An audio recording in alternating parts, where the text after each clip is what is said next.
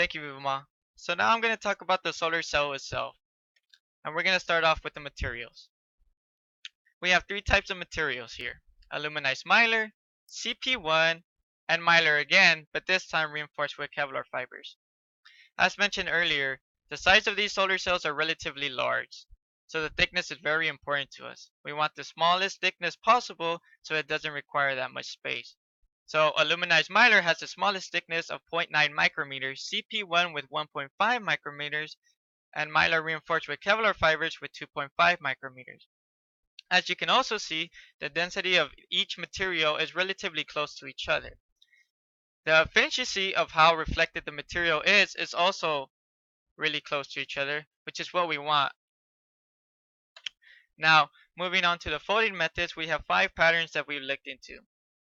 Here you can see how difficult it is to fold these patterns, and it ranges from easy to hard.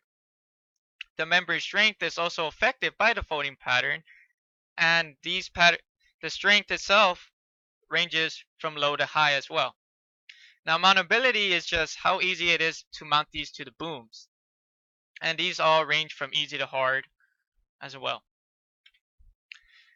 Moving on, so now I'm going to talk a little more about the advantages and disadvantages of each folding method.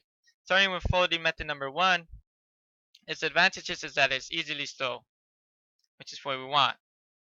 It's also compact as well.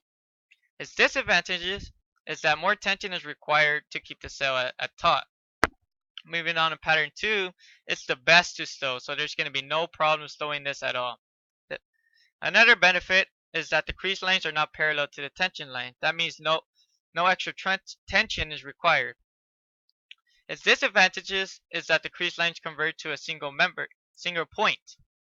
That weakens the membrane itself, so that's why the membrane strength is medium for it. Moving on to pattern 3. Pattern 3 benefits is that it has 2 bottom corners that are free. Also, the crease lines do not converge, so the membrane strength is not decreased. Its disadvantage is that it's difficult to wrap around the spindle. It doesn't mean that it's not possible, it's just a little tougher than the other folding methods.